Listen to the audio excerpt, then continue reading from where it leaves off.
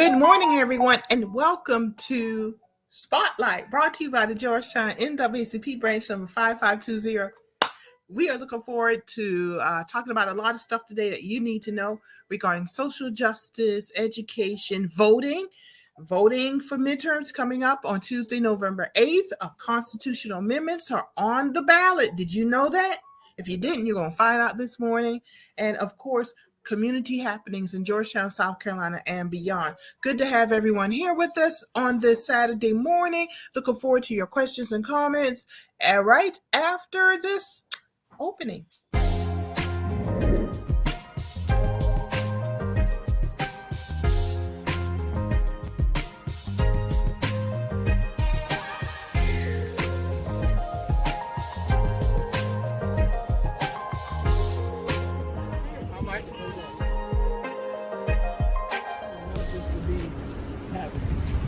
Heavenly Father, we ask you to put a hand of protection.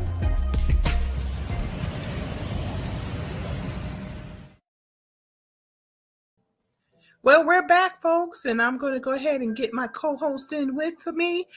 First, let's bring in our president, Mr. Marvin Neal. Marvin, how are you? Doing good, Marilyn. How you doing? I'm doing good. And our first vice president, Mr. Deontay Winchester. Deontay, how are you doing? Good morning. I'm doing all right. How's everybody else? I'm doing good. I'm rested. I'm doing just getting rested. Lots going on and everything.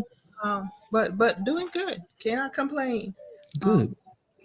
Lots going on. I have to say, Deontay, I just love your setup because you look like a professional radio broadcaster of old. Kind of like, what was the guy that did? Not That's the Way It Is. No, that's Walter Cronkite. What was the other one? The Rest of the Story. You remember him? They say I'm an old soul. You're an old soul. I'm just old because I remember Paul Harvey, and his radio thing was, and now the rest of the story. Paul Harvey. Yeah. So look, Marvin laughing. Yeah, because Marvin remember too.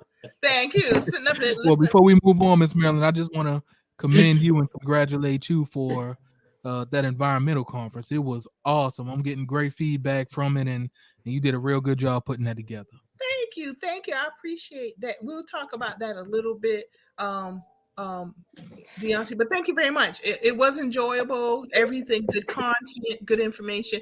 And next year we'll be in Brunswick, Georgia. I was on the phone earlier talking to someone about that. So getting ready to go down there in November to find the actual location in Brunswick, Georgia. And I'm looking forward to. And if those of you don't recognize the name Brunswick, Georgia, that's the city where Ahmaud Arbery was murdered. So it has extra special meaning to go there and have the Gullah Geechee Environmental and Energy Conference. Mm-hmm. I was stationed in that area, Maryland. You were? Yeah, big military presence down there. Yeah, huge. I was stationed in that area, Maryland. Wow. You were? Yeah. Yeah. All right, very good. So we got a lot to talk about, and starting with constitutional amendments. Did you guys know that there were constitutional amendments on our ballot this year? I saw the first time a headline yesterday, and I have to admit I didn't have time to stop to read the story. So Marvin, I know that's something that you wanted to talk about, but yeah, and we need to talk about it briefly and stuff. It's really what they're looking at, Maryland. With that, I spoke with a couple of the senators recently as this morning on that, and what they're saying, this is amendment. Both of you can vote on both of them, and what it does, it puts money back into the general reserve when the economy failed and we have situations like COVID-19 and things shut down and you lose money and stuff of that nature from the economy. They use that money to adjust to get the economy back where it needs to be and keep the economy running and stuff. It's almost like the White House when they have to pass the bill at the end of the year to keep things running. It's the same thing at the state level, pretty much. And so is this like we have last budget years we've had excess surplus I think the most recent was $1 billion. Is this kind of money, that's what we're talking about, that surplus and then put it into reserve funds? Yes, the on the first one, which is Amendment 1, which it's required by Section 36A of the in Article 3 of the Constitution of the state of South Carolina. What this does will increase the amount of money the state government could use and to put in their general reserve fund for rainy day. As I stated before, and from 5% of the previous year revenue, that's already in place. They're just trying to increase it because of what they found during COVID and the impact of us not having enough in there. They're just trying to increase that so they'll be able to adjust and do a better job on the upcoming year if this were to happen again. The just in the case of emergency, rather. Amendment 2, which is same thing, Article 36 of the Article 3 of Section 36B of the Constitution. What this does, it will increase the amount of money the state government must appropriate to the capital reserve fund and the reserve and capital improvement from 2% of the previous year to 3% revenue to require the capital reserve fund's first priority to offset mid-year budget cuts as state agency. As things were to fall, things were to happen in the last budget cut that happened because of the economy shift, a lot of the agencies suffered. So what happened there, it caused people to also suffer. So what they're trying to increase that from 2% of the previous year to 3%. It's just an increase and just making an adjustment. It's almost like a variance within the budget. We're just making an adjustment and stuff from other funding and stuff from other areas and stuff. All right, so if we return this money, and I'm reading the article quickly, y'all, this is on Ballotpedia News. It's a good nonpartisan website to go to learn more about this.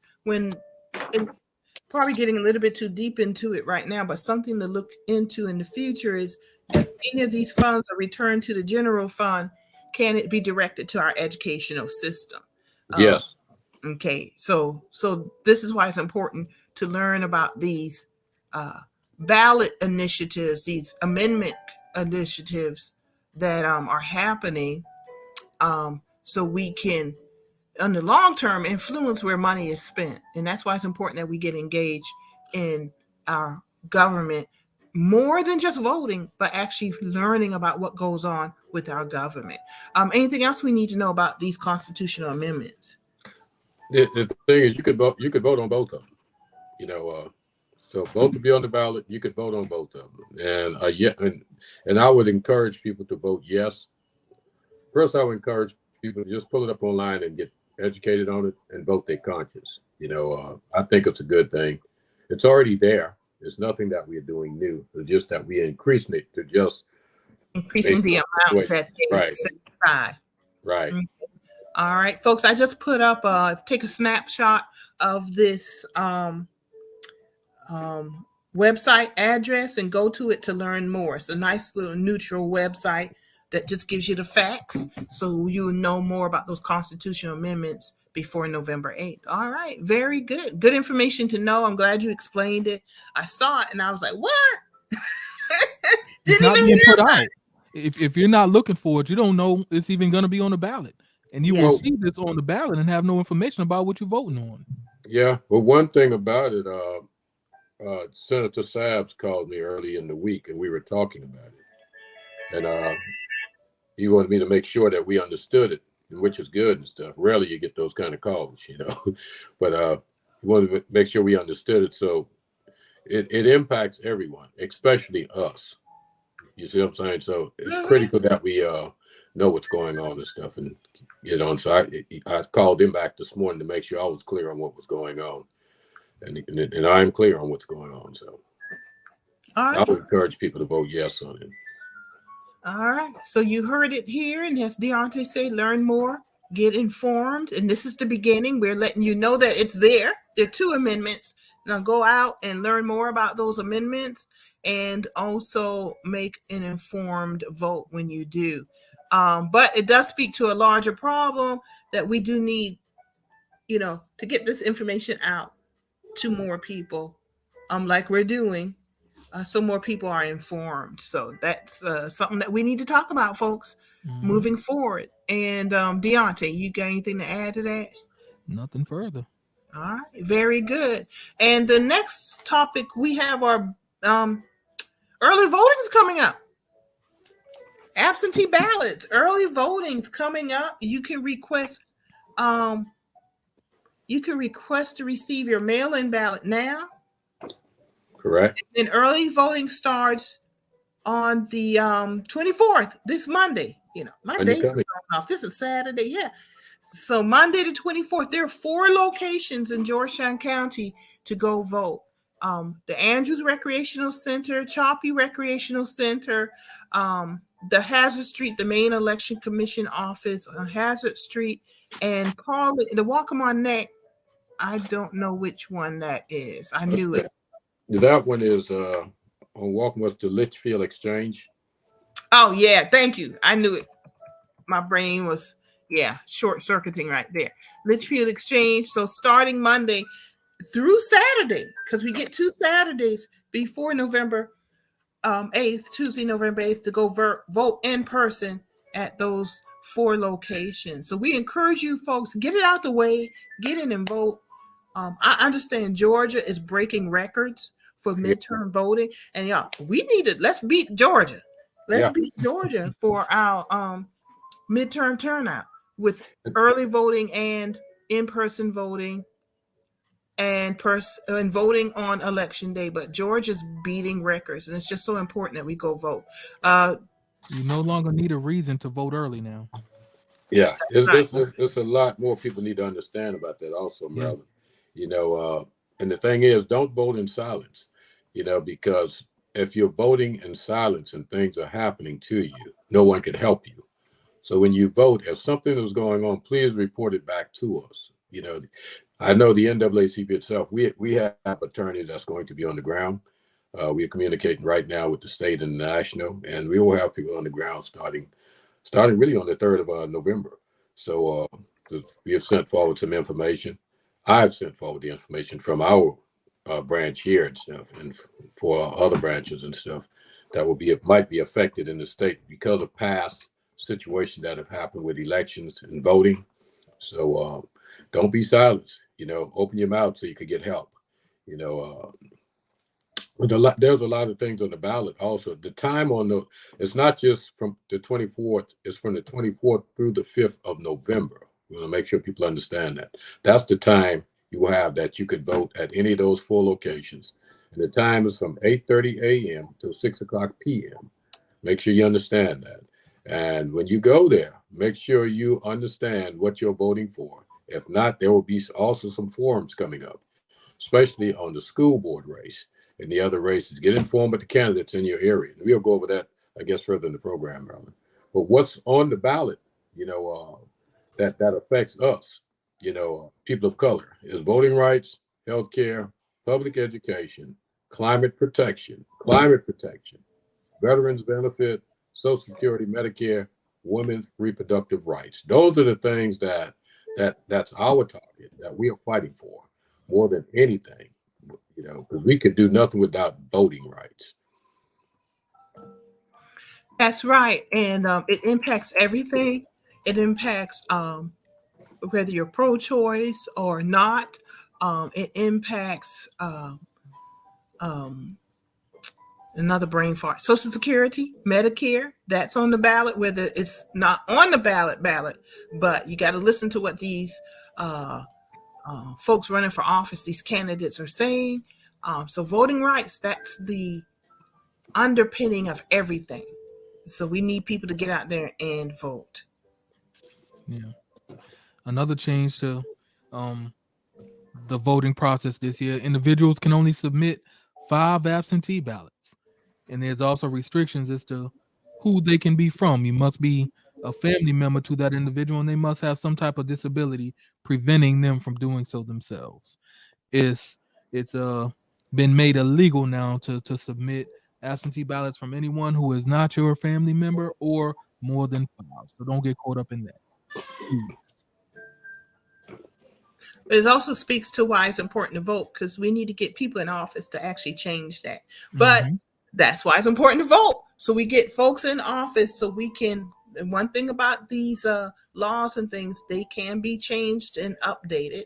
As clearly, we went from 30 days of absentee ballot voting to 15 days of early voting, and now you can only hand in 5 ballots from family members. So, y'all, this is why it's important to vote.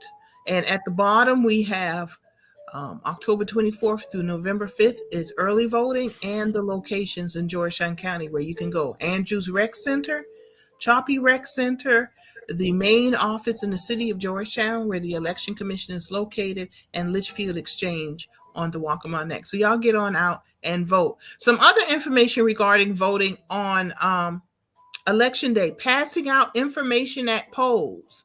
What are the changes for that, Marvin? It's 500 feet.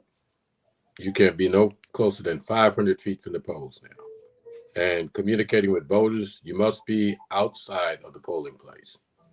You can't be inside. There's a lot of challenges with right now and stuff, with people being threatened and stuff of that nature. So what they're looking at, any incidents of discrimination or interference with the right to vote in connection with the upcoming recent election and stuff. And I spoke with the, not the general counsel, but the elections officer yesterday. Any complaints to local officials about the incidents and what might, if anything, was to be done in response to it.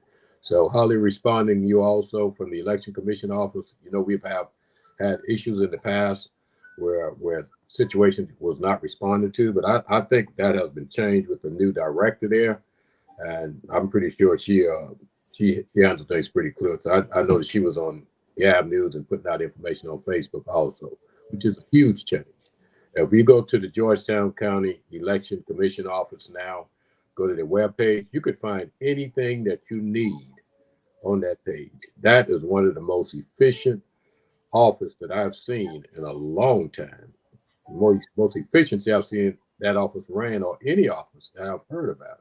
You don't hear about any concerns or complaints out of that office. The only thing I've heard recently was someone was complaining about the pay from the office, the pay that they get during election day.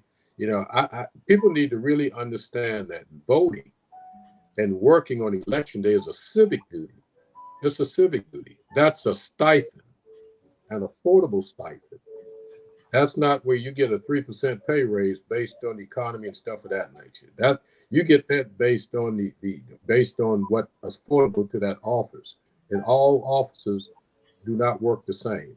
You go from locations to locations. It's based on their budget and what's affordable to them. You have persons working at different offices in the state right now. They're working free for nothing.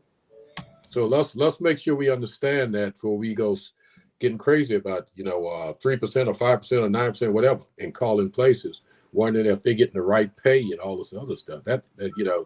Let's look at our civic duty and make sure we put something back into it, because that's our failure in democracy when we don't give back. When we don't give back. So keep that in mind. All right, very good. Thank you for sharing that with us, Marv. And that's so important. Those are volunteer positions, but you do get a stipend. And we are always thankful for our poll managers and poll clerks and the work that they do. And y'all, when you go vote, let's try to go in with the best attitude, because these folks have 12-hour days minimum. And actually, it's probably about a 15-hour day, because they're there before we get there, setting up and everything, making sure the machines work. And when we leave, they got to break everything down and make sure it gets to the main election commission office, and everything is done on the up and up. So we really appreciate the work that our poll clerks and poll managers do. And we encourage everyone to go through poll clerk and poll manager training, even if you're not selected. Because one thing I found when I went through the training, and I also have been a poll manager, is that it really gives you a great understanding of the process of voting, how the machines work. there's a whole process to it. Why you check in, you show your IDs, they check you in. So you understand that process and you don't have somebody else telling you how it works. You know for yourself how the process works. So I encourage people to go through that training. And if you're selected, wonderful to work the polls, but even more wonderful is you understand the process. So that's We also need a couple of more rovers for this upcoming election as well. For anyone who has technical experience or knowledgeable about different equipments and things of that nature, please go down there and sign up, get your training, and join the team so that we have these systems available for those who want to vote. Very good. Very good. All right. So we got a lot to talk about. So we're Hey, moving Marilyn, on. one more thing on Mhm. that too. You know, if anyone have any lack of confidence in utilizing the voting, understanding the voting process, or even utilizing the machine, that office is open every day of the week to make sure that you get that understanding. You can walk through that door and they will train you. They'll show you what to do. I mean, that office is so efficient. It's great. I went through the process just to see what everyone would go through, just in case we get complaints. It is efficient. I mean, it is efficient. They have did a lot of adjustment in that office. I walked in there the other day. It looked like night and day versus where it was a year or two ago. So everything in that office is available to you. They have the information laid out. Whatever you're looking for, you can walk in and pick it up. That's where I got the constitutional ballots from. I walked into the election office, or you can get it on right on their website. So everything is available to you. Don't complain until you ask the question, where do I find it?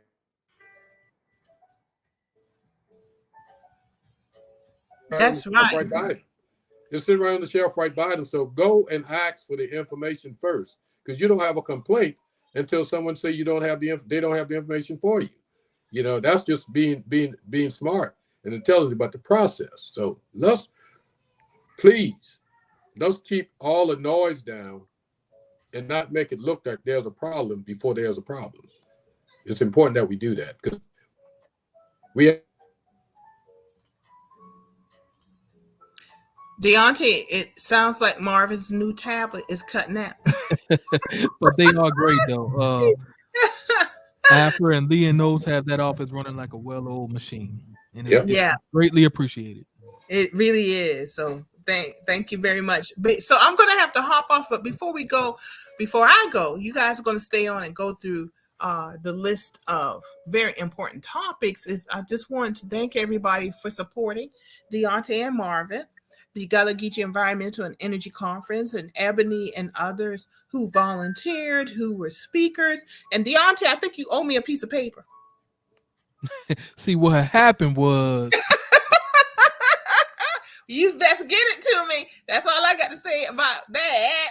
And but it was really great, folks. We talked about Hurricane Ian and the aftermath, which we're still working on. I don't think folks realize that people are still recovering from Hurricane Ian, even though it was Category 1. It did do some damage, folks, and folks were without power for 4 days. So we're working diligently to make sure that they have their food replaced. So if you want to make a donation, you could go to GullahGeecheeFoundation.org and make a donation there. I'm going to put that up there too.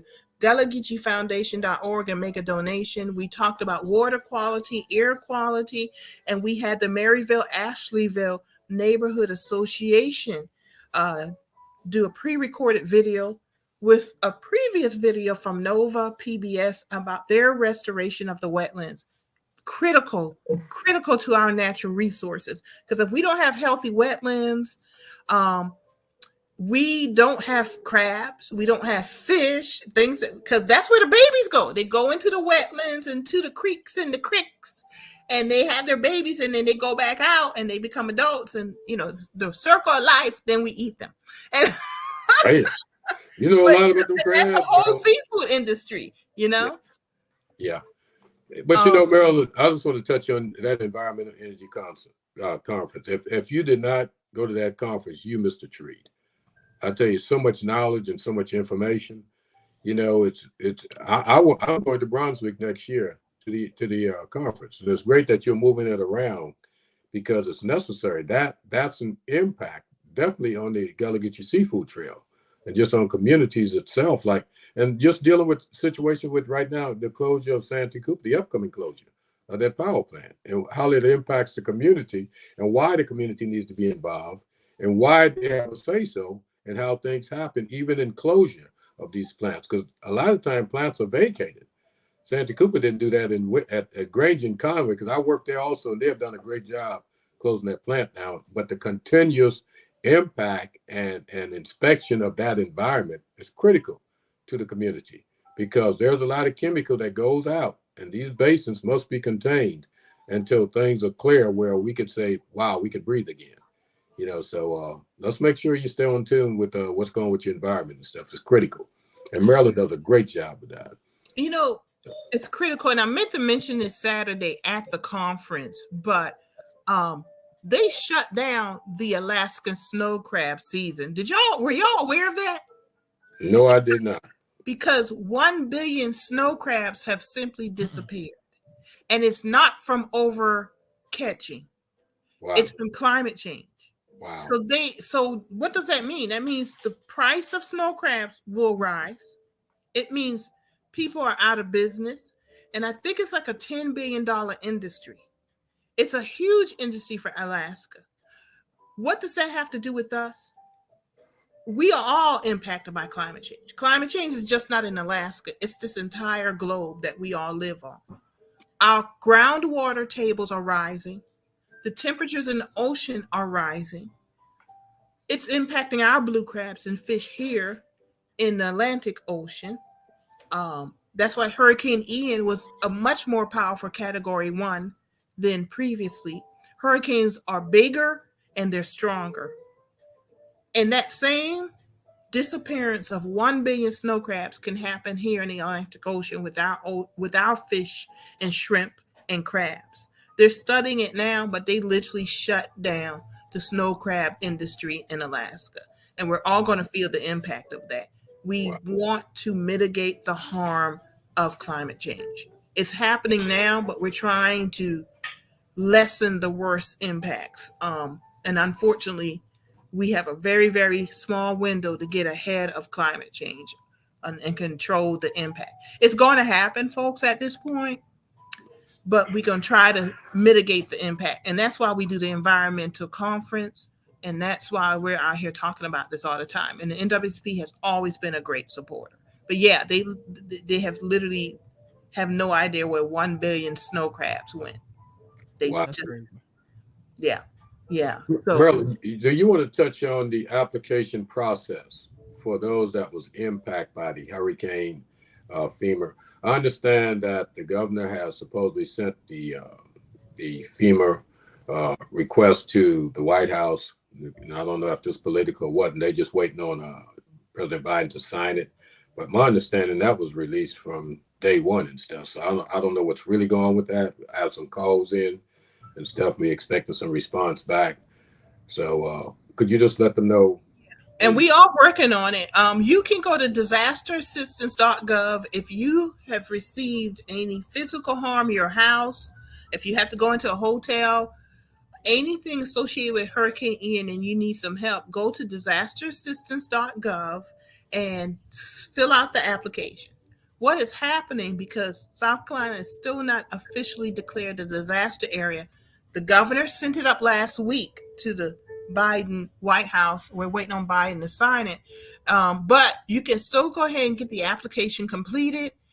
If it doesn't work online, there is a phone number that they give you. Call the number and they will help you complete the application, and it gets you in the system. And it lets them know we got people hurting here in South Carolina also, and that need help. They need help. But go to this website, disasterassistance.gov, complete the application as well as you could. If you can't do it online, there is a phone number there.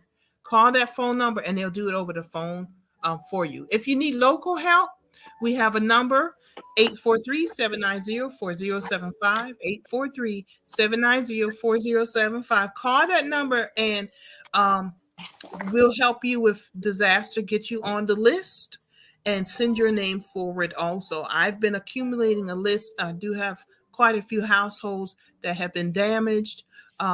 branches falling into the roofs, damage to their trailers, homes, etc. If you got water in your house, y'all don't let that mold get in. Let us know and we'll get you some help. We're working on it diligently. We really are. And if you had a power outage and you lost food, call that number also. I went to Florence. Was it Thursday, Marvin? I went to Florence. Yeah, a lot of taters.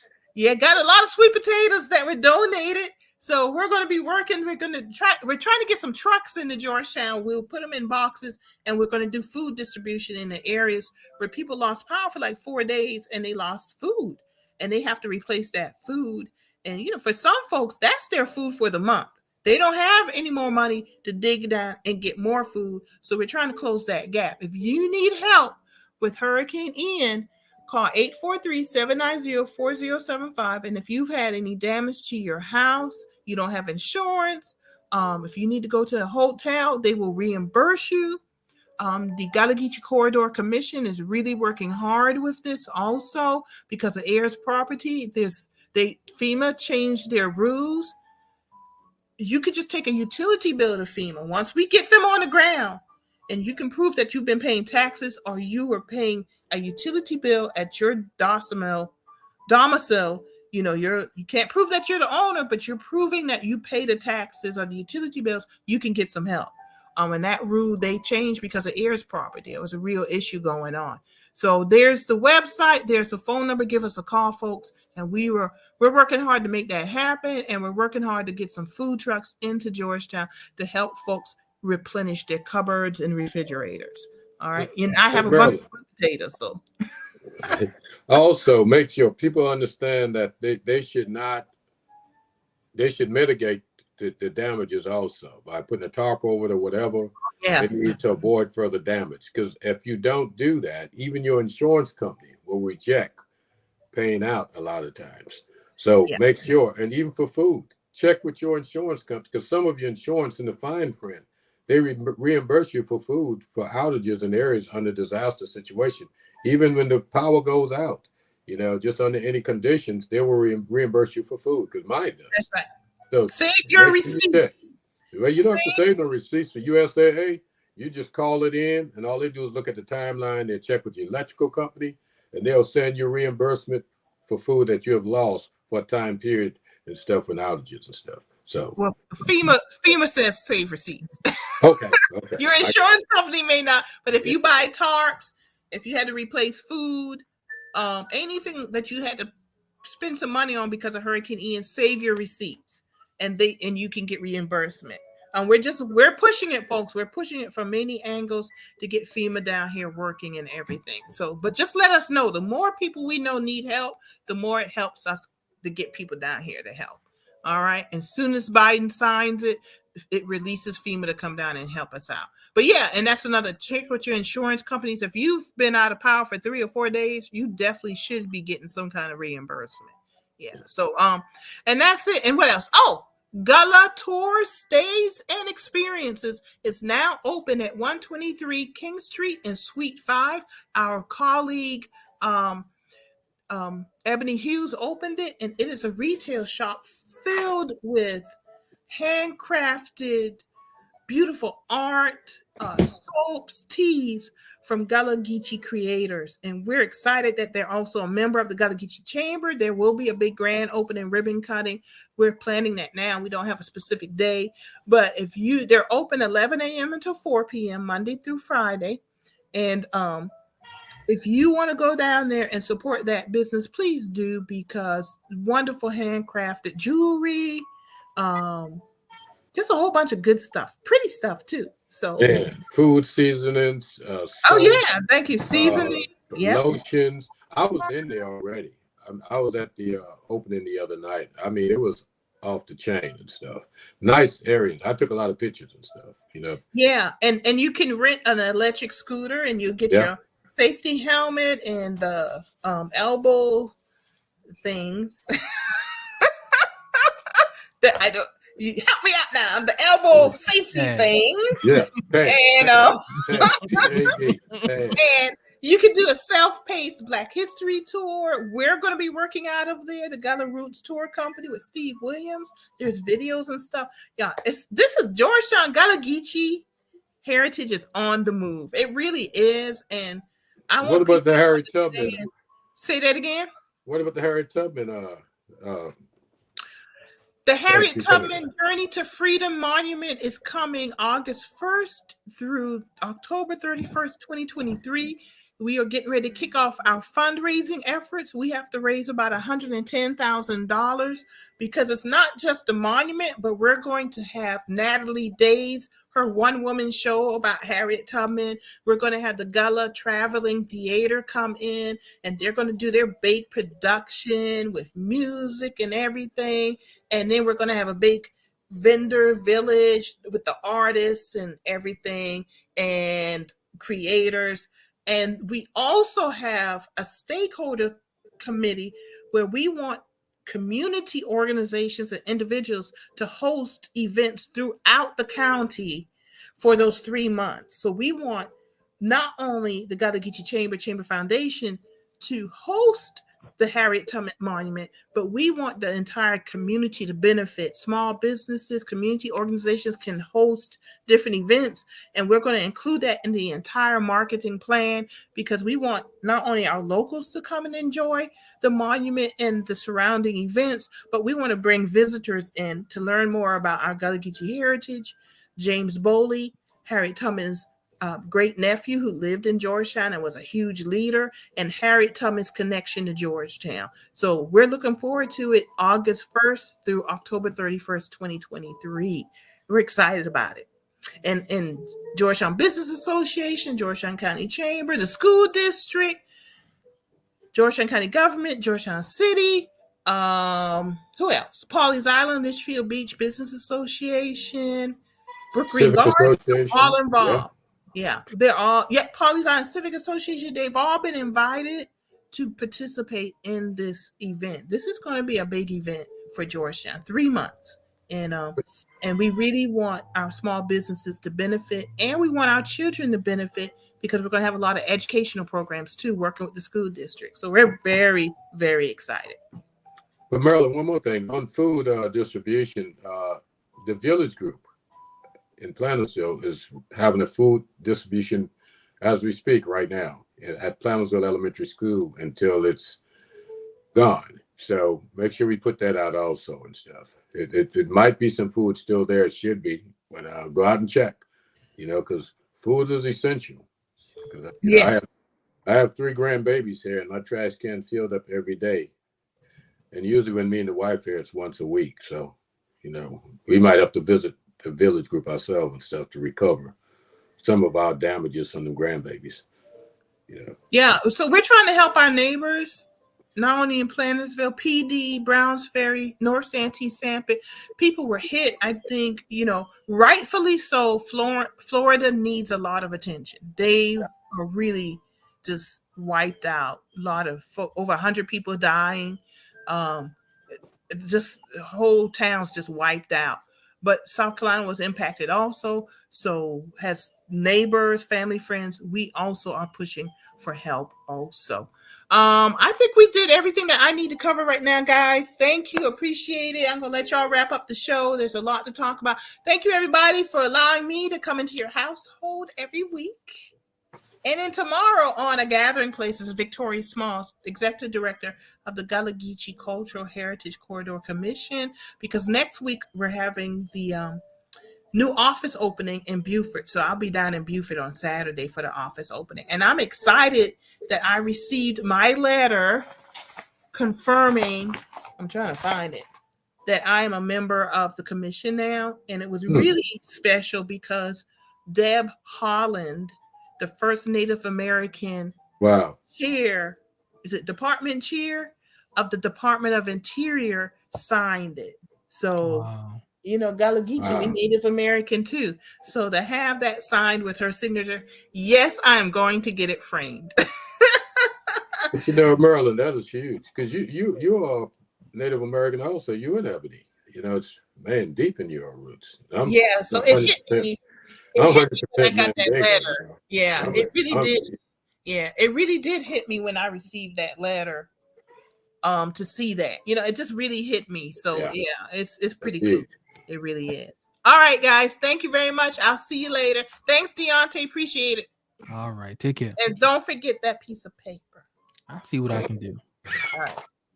All right. Look, call me if I knock you out, because this is the first time I'm leaving the studio with this. Oh boy. All right. There we go. I might hear from you in a minute. Okay.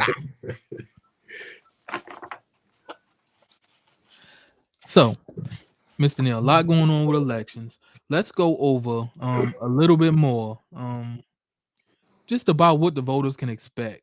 Let's start from the beginning. What do they need to know about absentee ballots? Absentee ballot. Well, absentee ballots, you are age 65 and older, on vacation outside the country, residents on election day, physically disabled to include illness or injuries, okay, attending a person who is sick or disabled. Employment prevents you from voting on election day. Students, their spouse, dependents living outside their county of residence. I heard the wife talking to my grandbaby this week about making sure she get hers in. Serving American Red Cross or United States organization serving in the United States Armed Forces outside the country. I know you understand that from just being in the military and voting. Jury duty on election day, in jail, awaiting trial or disposition of arrest. A lot of times people thinking that they're in jail, they're not eligible to vote.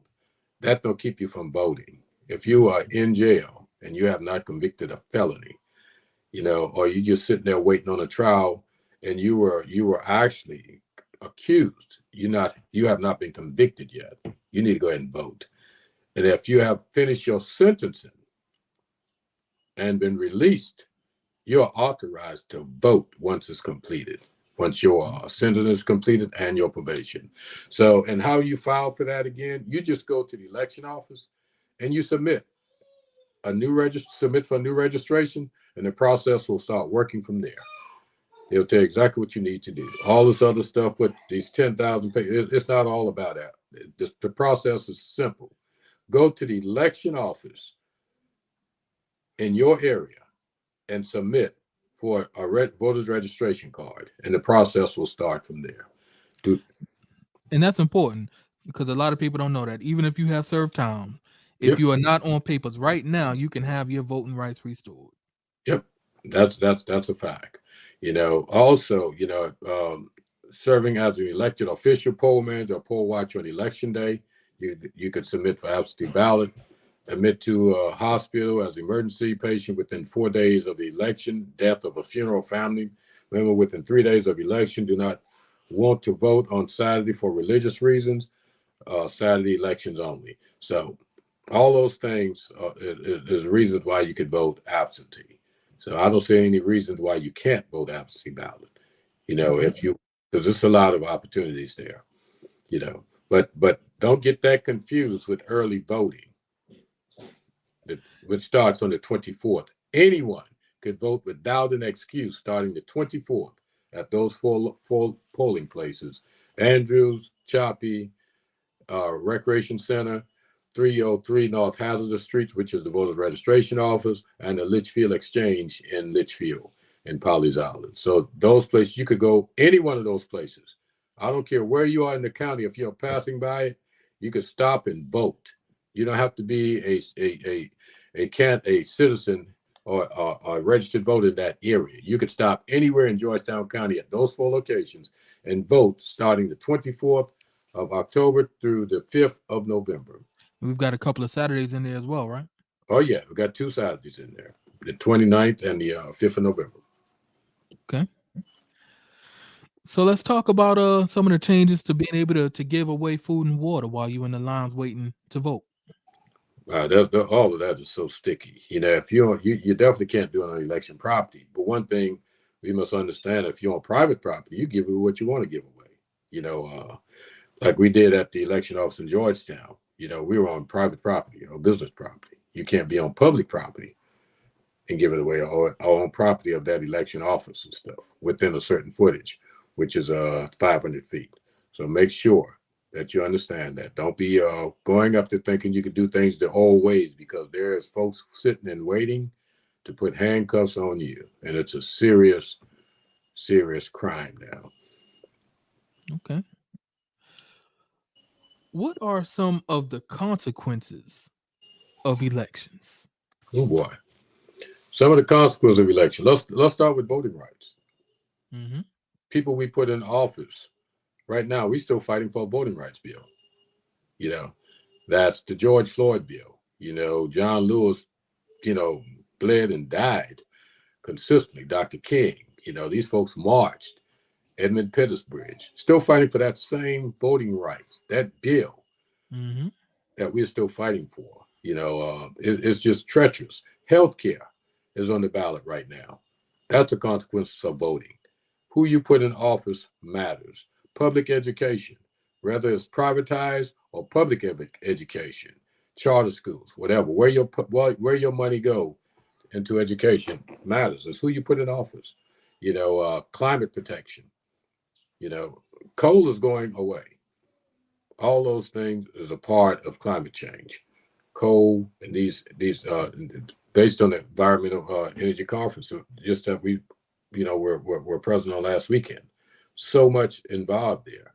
You know, just people still think they could pump water out of the ground and just drink it. That's fine. You know, but are you willing to face the consequences of your health doing that? We had people right in the community wanting to do that and bottle the water. Now, everything needs to be checked. Everything needs to be checked. DHEC is not going to certify no one pumping water out of the ground, put it in a bottle, and sell it to someone. Your veterans benefit. You know, there's a challenge right now, you know, for veterans benefit. It's always been a challenge. But the thing is, that's why we have to keep the right people in office to make sure those things don't change. How do you send someone away to fight for democracy in your country, fighting for democracy in other countries, and come back to yours, and you don't even get the benefits of fighting? Ain't that something? You see what I'm saying? That's crazy. You know, so we have some serious issues here in the United States also when it comes to how democracy is affected when we put the wrong people in office. How about the hate crime bill right here in South Carolina? Oh man, don't even exist. Only 2 states left. 2 states without a hate crime bill. Not a hate crime bill. Richard Moore, you know, just check that out. You know, he's about to be sentenced what? For death? And what was the penalty? We've got a candidates forum, school board candidates forum, coming up on the 3rd. Let's talk about that. 3rd of November. We have a school board candidate forum coming up on the 3rd of November. And this forum is going to be in the western portion of Georgetown because we haven't had a forum on the western side of Georgetown other than the Wynyard, not Wynyard, but the at the school board on Beck Street the other night. You know, and you had some other meetings and stuff where candidates showed up, but we need a forum on the western side. And that forum is going to be on Choppy at the Choppy Recreation Center, starting at 6 o'clock on the 3rd of November. And that forum is really concentrate on the at-large seats because that's what's affecting the western end of Georgetown. That's what they will be voting for. District 2 seat, that's with Lynn Ford and Mr. DuBose. That's District 2 seat. That's on the east side of Georgetown. But the other seat, which affects us, is that at-large seat that's running right now, and District 7 seat, which is uncontested, which is being held by Keith Moore, is running for that seat. So, but that forum is critical. We're asking everyone, Choppy, Browns Ferry, PD, Carvers Bay, you name it, just come on out, Plantersville, just come on out so you'll see who's attempting to sit in those seats because it matters who you put there. It matters this term who was there. You know, if we didn't have the right people in place on this term, we would not have gotten the 13%, $13 minimum wage at the school, which we were pushing for 15 plus. You know, but we're going to continue to push, but we need the right people in those seats. So you can't put anybody there. You know, that, you know, when you have people sitting up briefing a budget and says, well, we never considered bringing it up to $15 an hour. It means, well, we never considered you, those that's making below minimum wage. So it tells a story and stuff. Listening closely when people say something, they mean that. They mean that. So you really need to listen very closely. You know. So that was a big hurdle. The county is now at $11 minimum wage, which is very low. You know, we really need to pay our people, you know, at the bottom. Because if you don't think it's impactful to pay them, look what happened during COVID-19 when they practically shut the school down because a janitor got sick. You see what I'm saying? So they're only important when it's essential. They're essential workers in critical conditions, but after that they're forgotten about. So put candidates in those seats. That's going to remember those little people that we call the least of us, you know, the least of us, not those that's making, you know, these high dollars, getting credit cards for gas, driving county vehicle to their home, and then getting a stipend at the same time. That's the good old boy system that we are still dealing with also. And this is critical. It's critical. So when someone say they don't have money to get to the least of these, ask them why do they have money to pad the pockets of those that's retired, still working and coming back to the school system with getting a full-time salary right now. There's only a few left getting a full-time salary. So when you hear folks that they're fighting to bring retired folks back into Georgetown County school system, you make sure that they're bringing them back to those critical positions like teacher's position, not positions that they walked away from and walking right back into. They didn't even change their hat. Walk right back into getting full-time salaries, and their children getting pockets padded walking through the door. The bottom line, that's what's happening. It's the have and the have-nots, and know where you are in the picture. Okay, so we've got a talent show coming up next Saturday. You want to talk about it? Sure. 6 to 8 p.m. next Saturday, October 29th. We will have a talent show for early voting. As you know, early voting starts on the 24th of October and it goes through November 5th. So if you come in with a sticker that says I voted, you will be entered to get one of, I believe, 25 gift certificates. And they range from things like Walmart, Amazon, gas cards, so on and so forth. So if you vote, come in, bring your sticker, show up to the talent show, enjoy some good performances. And if you have talent, guess what? Top prize $500. Who can't use $500? I can use it right now. $500 top prize. First runner up is gonna get $200, and then third place will get $100. So anybody who has some talent, please reach out to us 790-4075 so that we can make sure we get you signed up. If you want to come out and enjoy the show again, will be 8 o'clock to 6 o'clock. I'm sorry, 6 o'clock to 8 o'clock, obviously, right there at the Howard Center. Enjoy a good show for a good cause. To enter, you've got to be between the ages of 17 to 40. We're targeting that generation. Who's the DJ for that show? You know, oh, that's DJ Cleveland Milton, good brother. Yeah, and they could also sign up online under that website and stuff. https://GLE/XGZP13T. That thing too long, Mr. Neal. We gonna have to shoot him that link. Well, you could go on the webpage and just click on that link, and it should give you the opportunity to sign up, and please sign up. You can definitely go onto the branch Facebook page, Georgetown NAACP number 5520. Look on our events. You can definitely get the link to sign up from there. Or as I said, give us a call and we'll shoot it to you so that you can fill it out. I think you can form, fill it in, and you're good to go. I think you could also to confirm. I think you could also go to the League of Women Voters page also, and it should absolutely. So let's make sure that we support that. It's not a fundraiser. It's the idea is to give people incentive to get out and vote early, because the 29th, I'm going to vote on the 24th so I can walk in with my I vote sticker and get in free. I hope I could get a drawing for you, get in the drawing for the $25 gift card. I could use one. What other community events do we need to know about? Wow. Where we want to start? We talk about the Amendment 2 election, but we also need to talk about who's running in these positions for the governor and lieutenant governor. Okay. The governor and lieutenant governor is a critical race. Well, all these positions are critical, but some that we overlook so easily and stuff is we'll talk about that too. But on the governor and lieutenant governor, you can only vote for one, which is Governor Henry McMaster. You have the lieutenant governor that's running is Pamela Yvette, Republicans.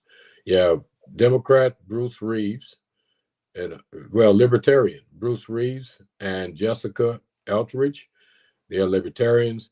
And for the Democratic Party is Joe Cunningham, and Tally Parham Casey, which is running for lieutenant governor. That's on the Democratic ticket. And you also have a write-in.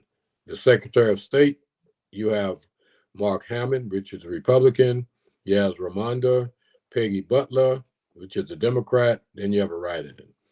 On the state treasurer position, you have Curtis Loftus, which is Republican, and Sarah Works, which is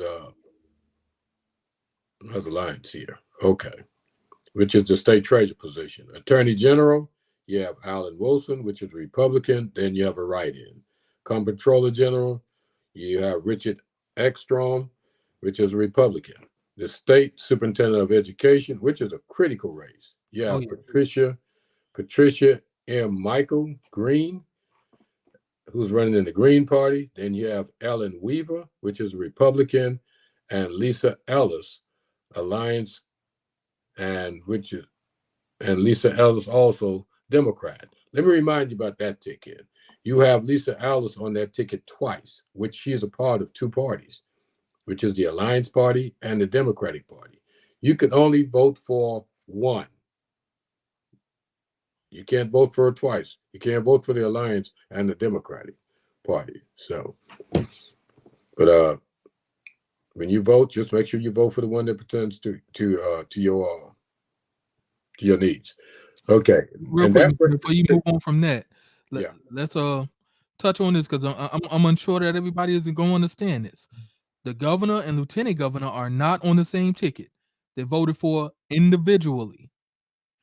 What's the importance of that? Well, because what you're going to be looking at and stuff, you have to make sure that when you mark that ballot, you're marking it for those individuals that you want. You're paying attention because it makes a difference who you vote for in those positions. Because if something happened to the governor, that's who's going to step in. Mm-hmm. That's who's going to step in. So you make sure you educate yourself, not just on who's running for governor, but who's running for lieutenant governor also. And back to the superintendent of education, I understand one of the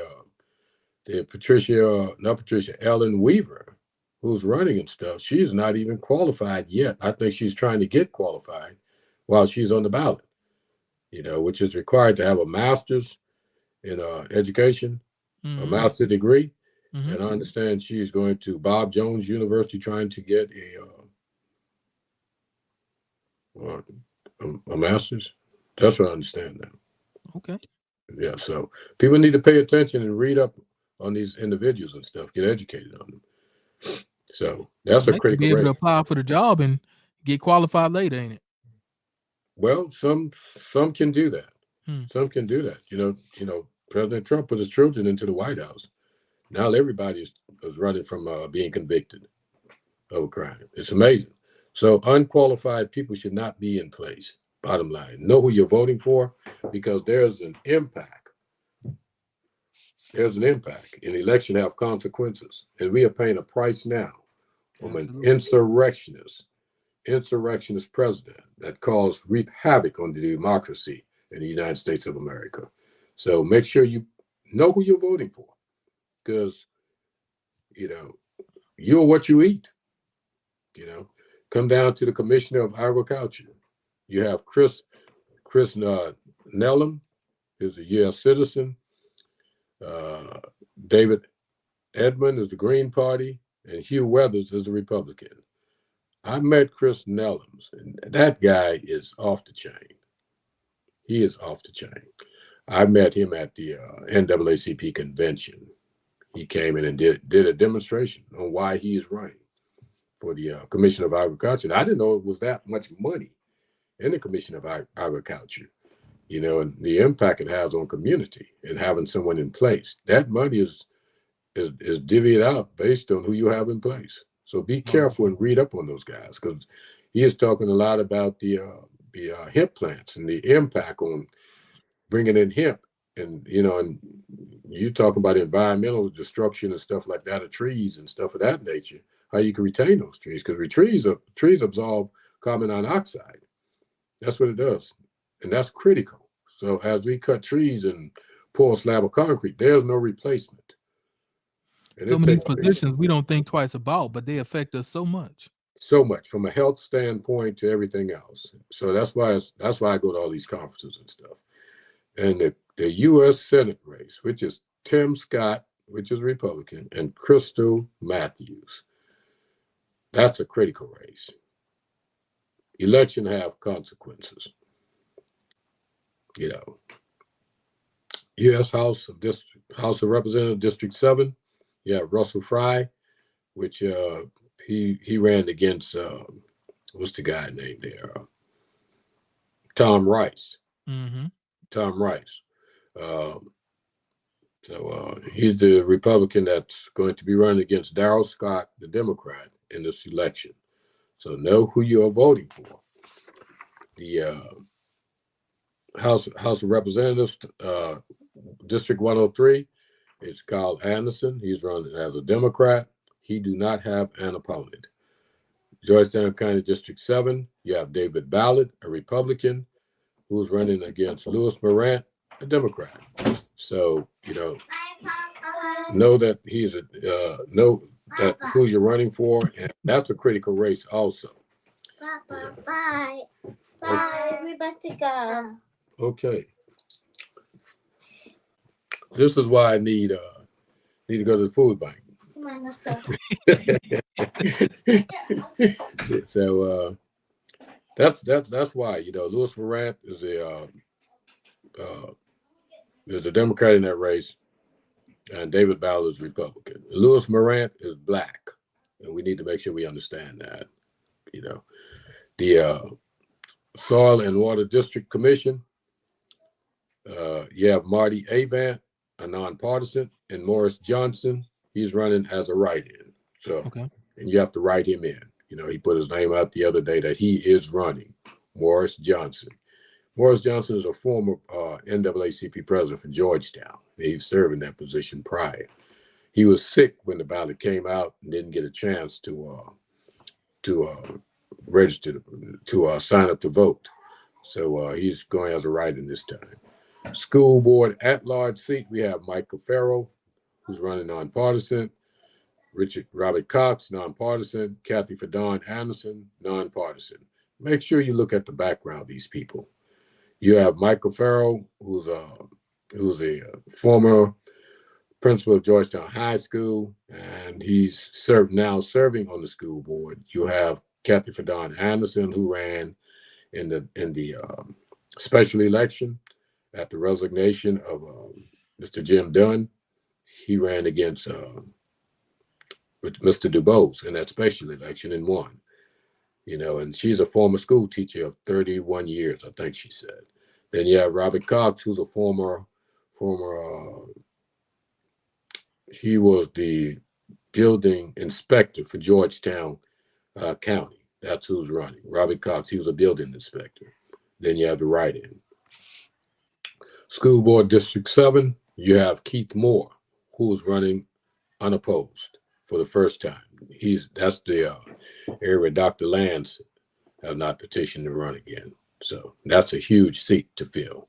Then you have the amendment, which is I just went over Amendment 1 and Well, 2. with the school board, before we move on there, individuals need to know if you go straight ticket, whether it be Democrat, Republican, whatever, you still have to vote for your school board seats because they are nonpartisan. So make sure that you go down and vote for who you want to vote for in those school board seats if you do straight ticket.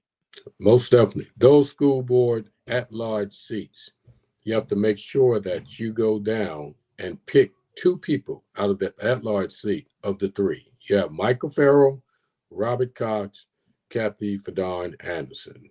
You can only pick 2 people out of those 3. So make sure you do your background and check and make sure, because election have consequences. And those are all the folks that's on the ballot. You also have Lynn Ford in District 2 and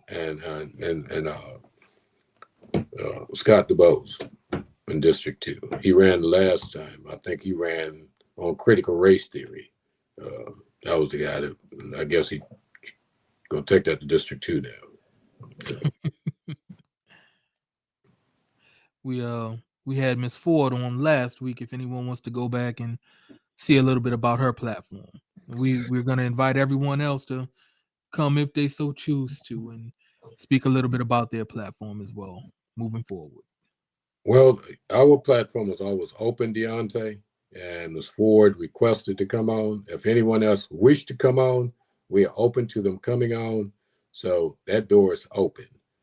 We will have a forum where the people can get to meet those that affect the areas that we are focused on, which is where's the minority and the disenfranchised, and that's on the western side of Georgetown here in this election. So we're going to have an at-large school board forum on November 3rd at 6 o'clock on Choppy. Please come out so you will know who these people are, which is Michael Farrell, Robert Cox, Kathy Fadon Anderson. That's who we are focused on in this election on the western side of Georgetown. Every school board member is important because when they vote, it affects the entire school district. Everyone is important. So go out and see who we are voting for. If Lynn Ford and Mr. DeVos is in your area, they were already at the Beck Center, and they were at several other meetings that you're invited to. I understand they have another meeting coming up at the Democratic headquarters on the 24th, which is Monday.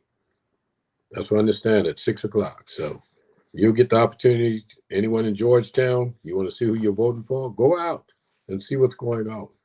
Because Lynn Ford, that seat, she will be serving for the next 2 years, win or lose. But the impact is, if she loses, she is out, and DuBose will be your candidate for 4 years. So listen to them very carefully and know who to choose on. Okay.